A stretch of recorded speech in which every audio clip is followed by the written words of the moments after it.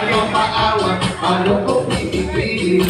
Ang mga tao, sabik laging kumain, iwan ang pares, ayaw ang kasikatan. Ang mga vendors, kanyang natutulungan, lalong dumami, ngayon ang parisan. May pares overload na rin kahit saan. Laging tatambay sa bayan,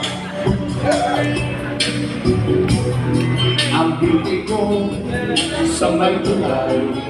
Ito sa akin nakapagsumba pa. Uy, sana rin may So friend na siya. ay nakala